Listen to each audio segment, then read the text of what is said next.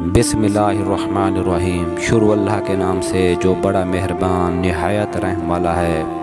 فرمایا دنیا چند روزہ ہے، اس میں کسی خواہش کی خاطر آخرت کی اصلی اور ہمیشہ کی زندگی کو برباد کرنا سخت دھوکہ اور خود سے دشمنی ہے۔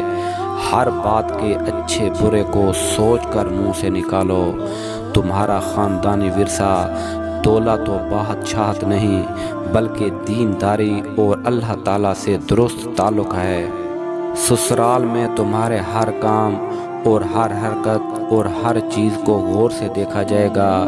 اگر تم نے کوئی کام یا بات اپنے والد کے طریقے کے خلاف کی تو ان کو رسوا کرو گی اور خود بھی ذلیل ہوگی۔ لباس میں فیشن کی بجائے دینداری کا لحاظ اور شرم و حیا کا پاس ضروری ہے۔ تعلقات میں اپنے بڑوں کی مرضی کو سامنے رکھو۔ ملنے والوں سے خندہ پیشانی سے ملو۔ ہمیشہ خود کو سب سے کم تر سمجھنا۔ سسرال کے بڑوں کو اپنا بڑا اور خیر خواہ سمجھو گی تو انشاءاللہ کبھی ذلیل نہ ہوگی۔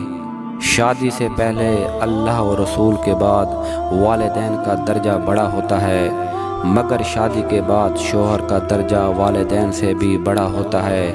شوہر کی مرضی کے خلاف چلنا بہت بری عادت ہے۔ خود کام کرو، خدمت کرو، سب تمہارے محتاج ہوں گے اور ان کے دلوں میں تمہاری عزت ہوگی۔ خدمت لینے کی عادی بنو گی تو لوگوں کی نظروں سے گر جاؤ گی۔ گھر کی ہر چیز پر نگرانی رکھو، کسی چیز سے بے پرواہی نہ برتو۔ صفائی ستھرائی کا خوب خیال رکھو، کسی چیز کو کھلا اور بے جگہ مت رکھو۔ نماز کو ٹھیک وقت پر صحیح اور اطمینان سے دل لگا کر پڑھنے کی عادت ڈالو۔